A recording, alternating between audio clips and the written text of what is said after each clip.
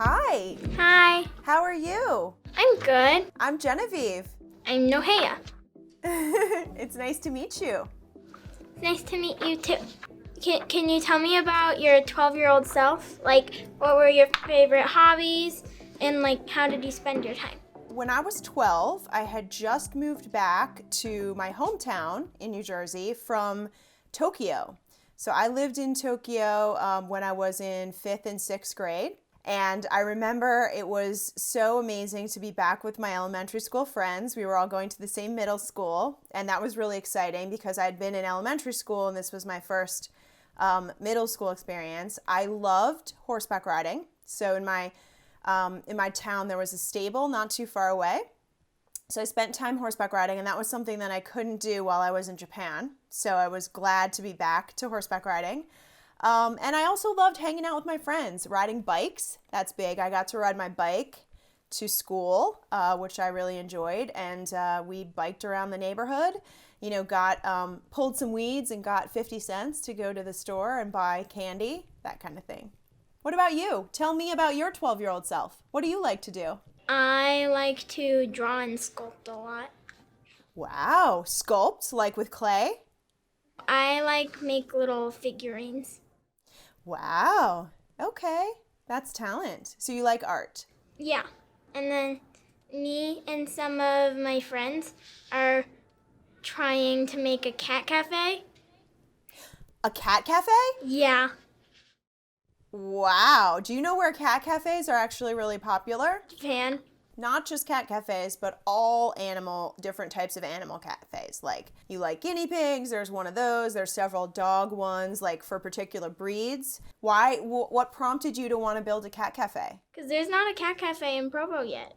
There's not an animal cafe at all in Provo yet. One of the ways that business is successful is when it does things that no one else is doing yet. So good for you. What's your favorite part of your job, and what does it mean to be like a COO? Great question. A lot of adults ask me this question as well. As Chief Operating Officer, my job is to figure out how to grow the business, so make it bigger. We sell $10 today. How can we sell $20 tomorrow? So what are the things that customers who want to buy our product, what do they want? So, for example, if you have a cat cafe and you charge people to come in and maybe you allow them to pet the cats, and then you hear from your customers, we'd really like to be able to maybe give the cat some treats. And so then you say, hey, maybe we can charge for the treats, and people buy the treats and then they feed the cats and then we get more money to take care of the cats. That's my job for the Salesforce platform. For example, you could build an app for your cat cafe to allow people to maybe sign up for a time to come and take care of the cats or pet the cats like that. So as COO, that's my job. And I didn't know that I wanted to be a COO. When I was your age, I didn't know what that was. I think I was always interested in business because of my father's work, but I really like that I get to do new things every day. So it's not the kind of job where I come in, and I do this same thing every day. It's an adventure, and I really, really enjoy that about my work. What was the first job you ever had? The first job I ever had was when I was in high school, working for McDowell's Energy, which was the local oil company in my town. So they had a fleet of trucks that would come out to your house and they would fill up your furnace with oil. And I did data entry. So I sat at a computer and I updated people's addresses and I updated different computer things on the computer. And I knew that I never wanted to do data entry for my career. So I studied hard and thought about how can I do something else that's not just typing boring things into the computer. I wouldn't want to type things into computers all day either. Right? Yeah. When you were a kid, did you ever have any pets? We got a dog when I was 11.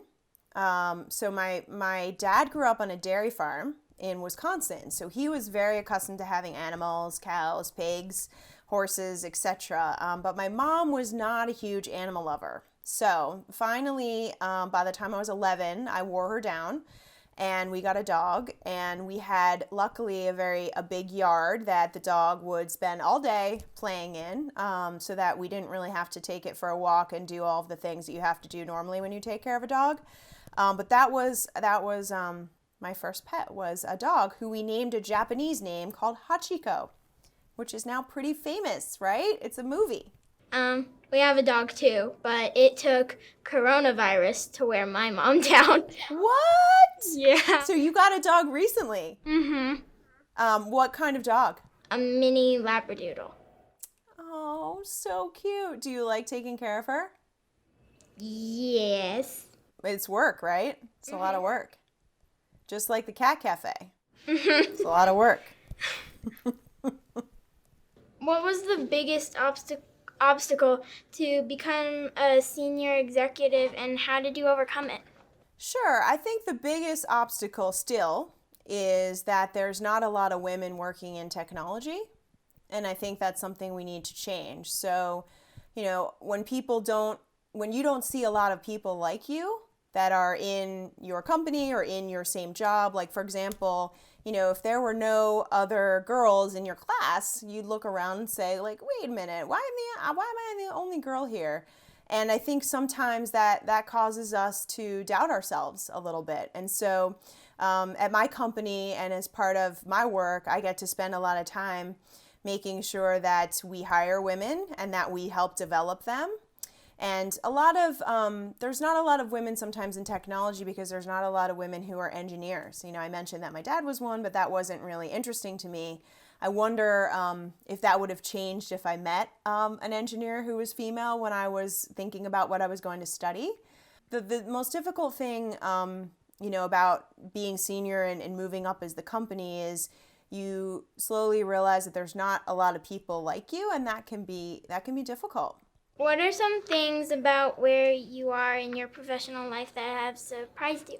So one thing that surprises me, I think I mentioned that, math and science were not my favorite my favorite subject. We tend to think that people who like math and science are very analytical. They like numbers and they like to do, data related things. So one of my biggest surprises is that I actually work in a very analytical job. So I work with a lot of numbers, and that surprises me because, as I mentioned, my favorite subjects were languages. And, now I work in what we call very data-driven roles. So when I'm going to make a decision, I look at the data and I say, oh, okay, like based on the data, this is a good idea or this is a bad idea. And having not really embraced math or science, that's one thing that surprised me. So I think when you think about languages and learning languages and people that are good at languages, what happens in your brain is very analytical. And I think that's why I'm in the profession that I'm in. But that's one thing that's surprising. What advice would you give to young girls like me about education and professional life beyond middle school? So I think the question of, what do you want to be when you grow up, like we discussed, is tough because it's hard to know. It's okay not to know. I think that's really important for girls to know, is that you don't have to know in middle school what you want to be when you grow up. I think, some of the people that are best at their profession, they came into their profession just by chance, right? They didn't say when they were 12, I want to be this and go do it. I think a lot of people who are successful get to be that way based on their experience. So what I would encourage is that you take advantage of all of the experiences that you can, and whether that's pursuing doing some more sculpting or opening your cat cafe or studying another language, you'll find what you're good at. And I think that's really important, that when you find what you're good at, you'll find the right profession for you.